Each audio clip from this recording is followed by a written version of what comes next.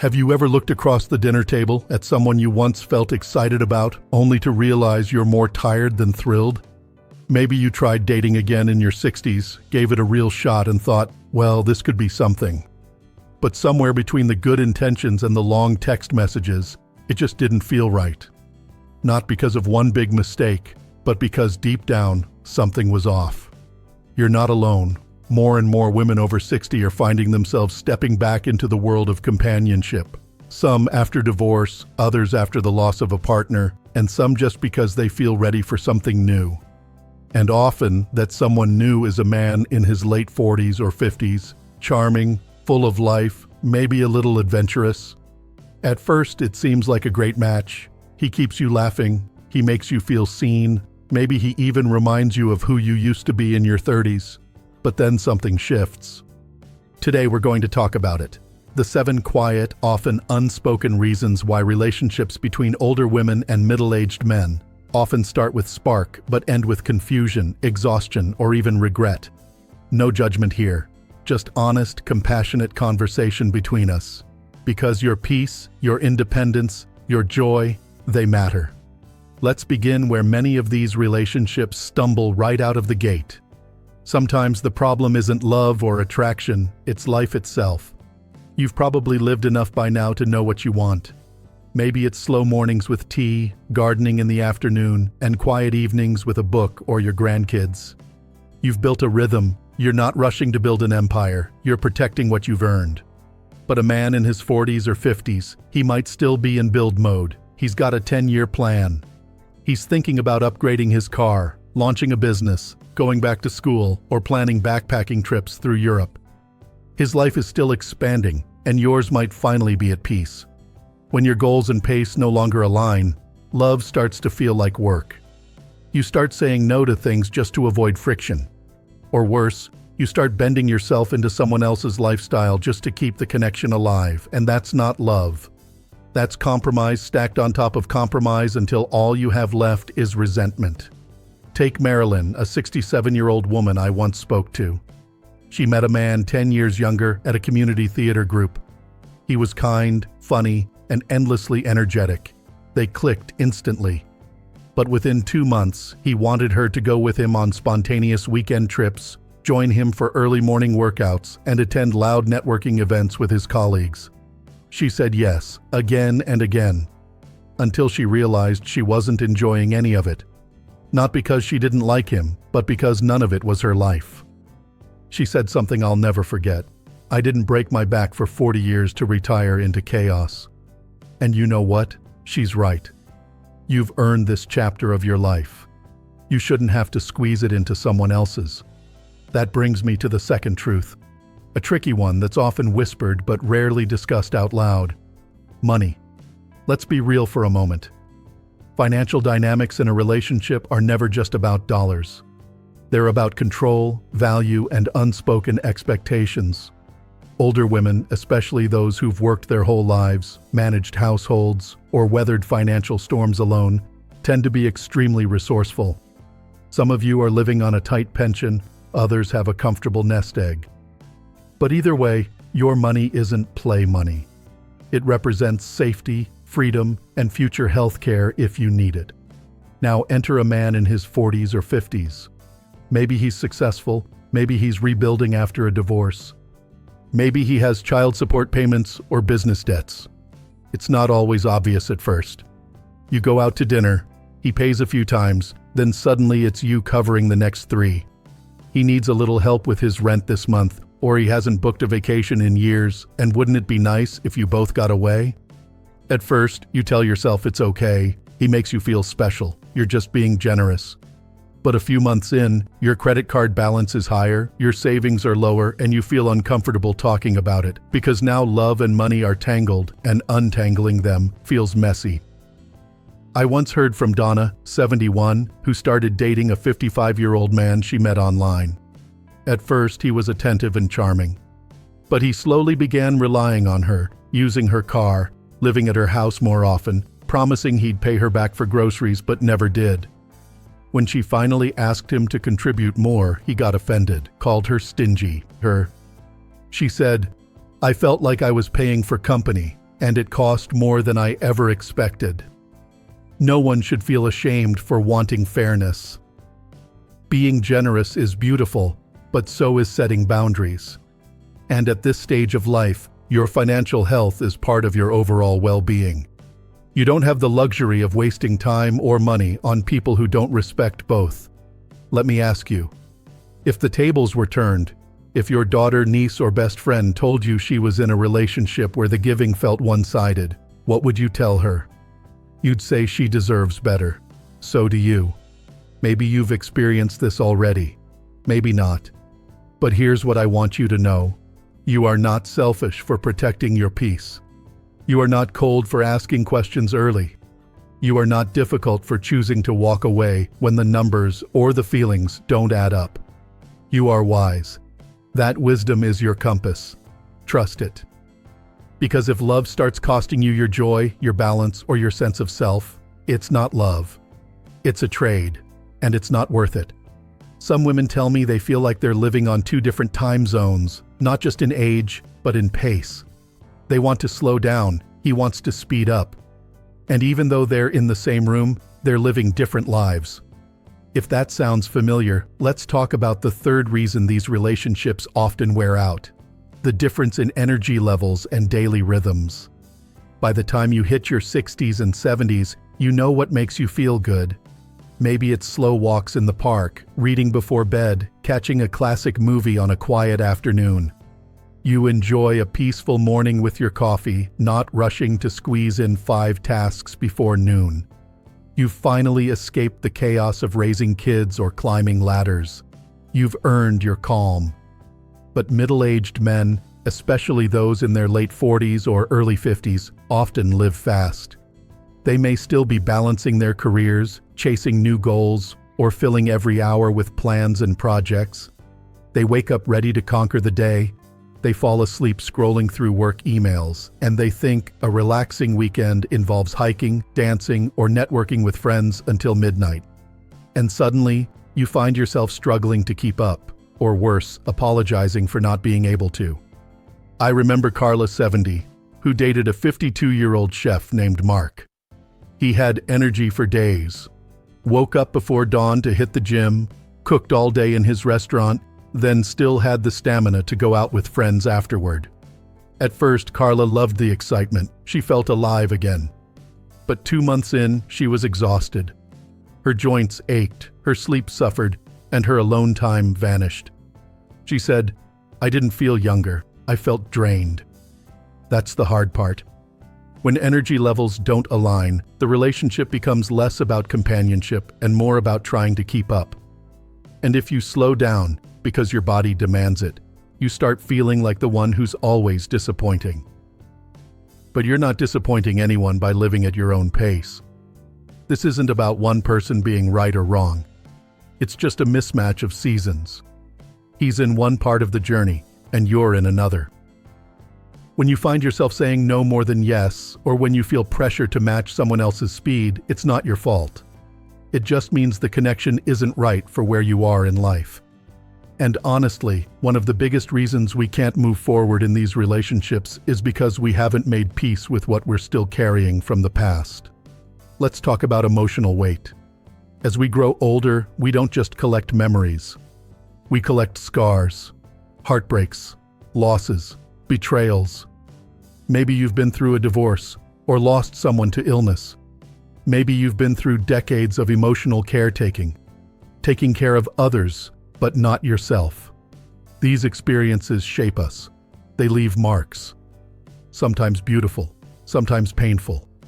Now imagine bringing all that into a new relationship, while he brings his too. You're both carrying invisible suitcases, but they're packed with different things. You might carry grief from a spouse who passed. He might carry resentment from a marriage that ended badly. You might flinch at raised voices because you spent years in a controlling relationship. He might shut down emotionally when things get too serious because he's afraid of being hurt again. When those wounds go unspoken or unhealed, they don't just sit quietly. They show up in arguments, in misunderstandings, in silent nights where no one says what they're really feeling. There's a woman I once met named Teresa, 68, who had finally started dating again after losing her husband to cancer 5 years earlier.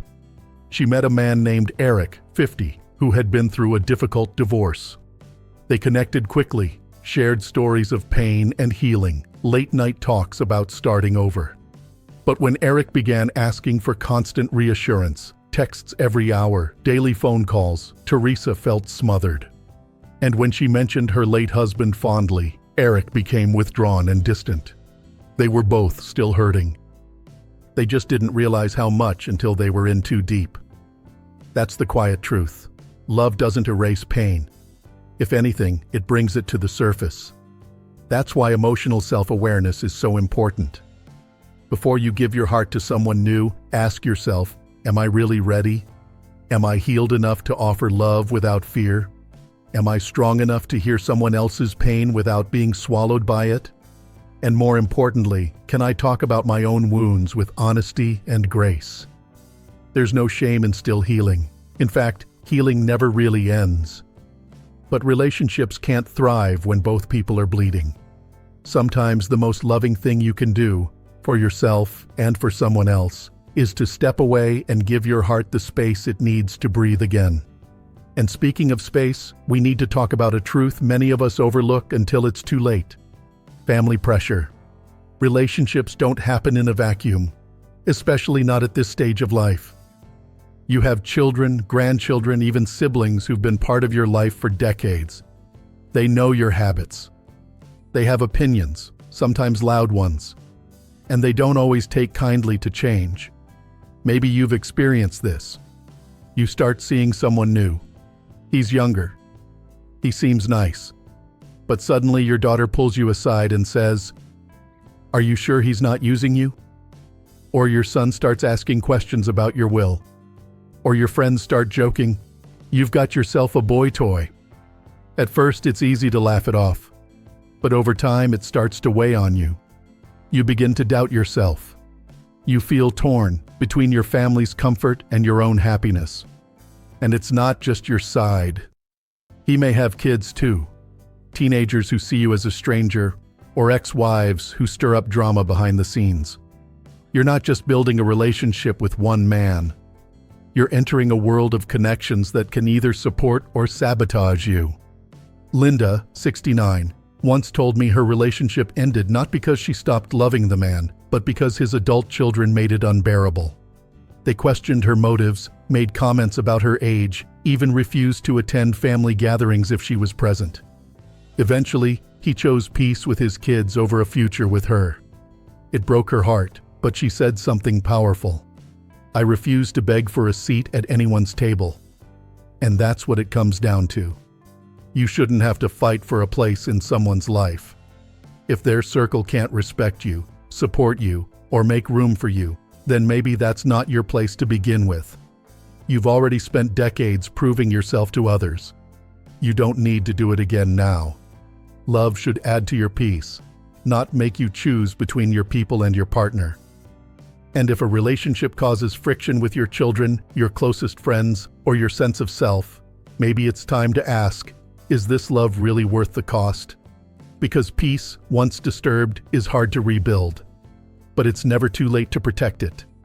As relationships move deeper, another quiet tension often begins to surface, one that doesn't announce itself with arguments or drama, but with a slow, uncomfortable feeling that something essential is slipping away. Many older women describe it as feeling crowded, even when they care deeply about the man they're with. This brings us to a reason that ends more relationships than people like to admit: the loss of independence and personal space. By the time you reach your 60s or 70s, independence isn't just a preference. It's part of who you are.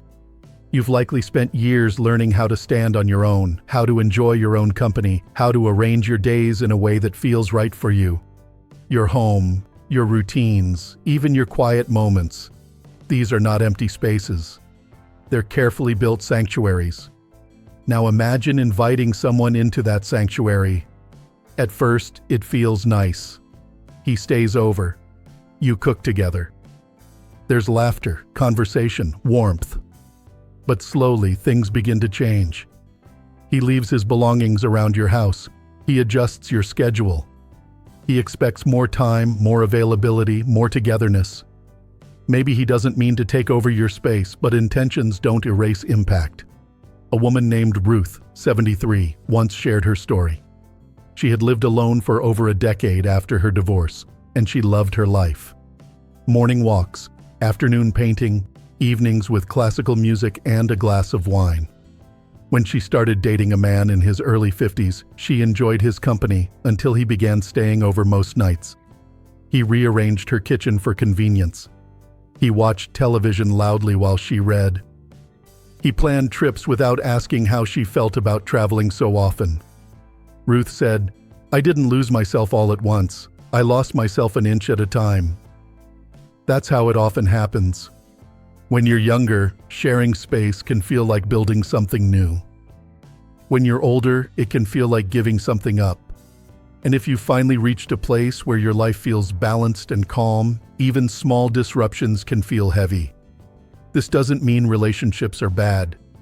It means they require a level of respect that not everyone is capable of offering. Especially when there's an age gap, expectations around togetherness can differ sharply.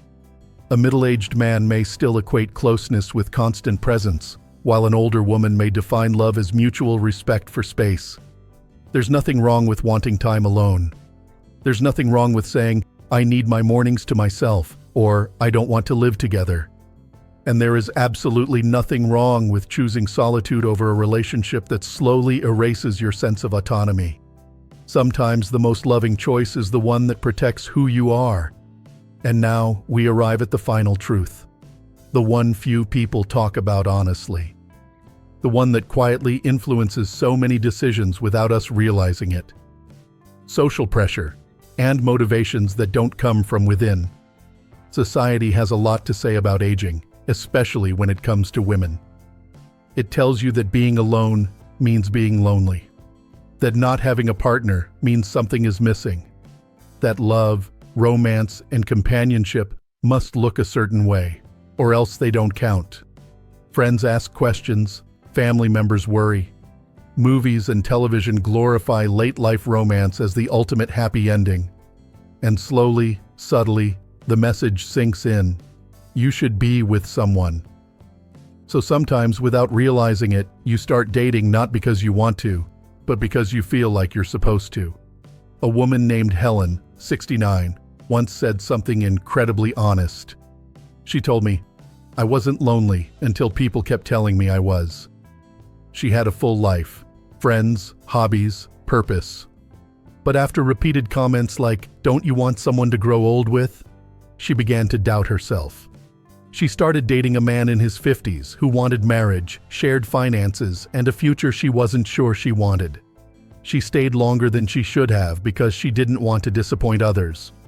Eventually, she ended the relationship and said, "I felt lonelier trying to be someone I wasn't than I ever felt living alone." That's the danger of social pressure. It convinces you to override your own instincts.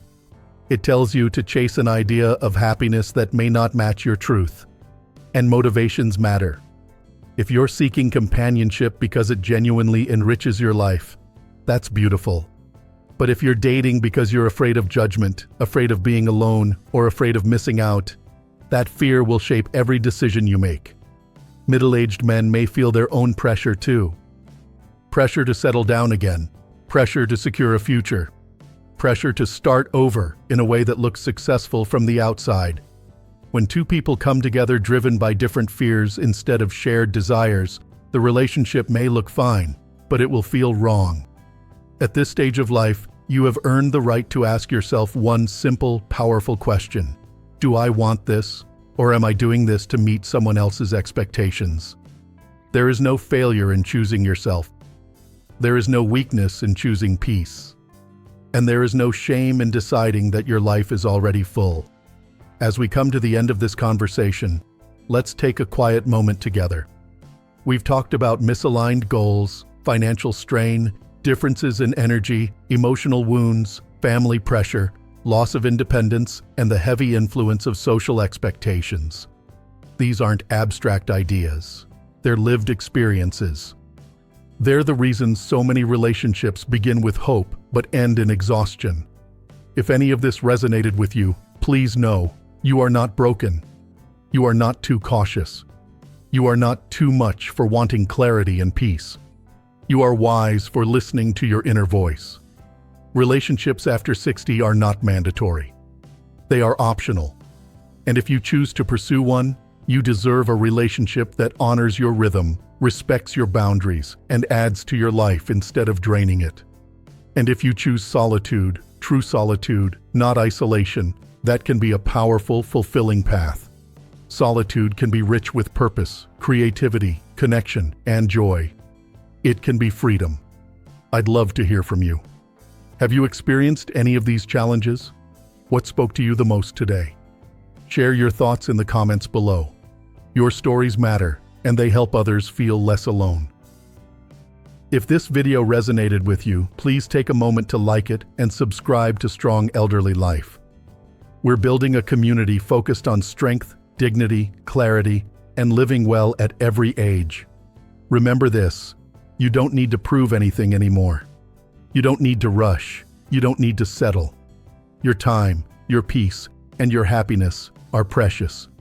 Here's to living life on your own terms. Here's to wisdom over pressure. And here's to honoring the life you've built exactly as it is. Until next time, stay strong, stay true, and take gentle care of yourself.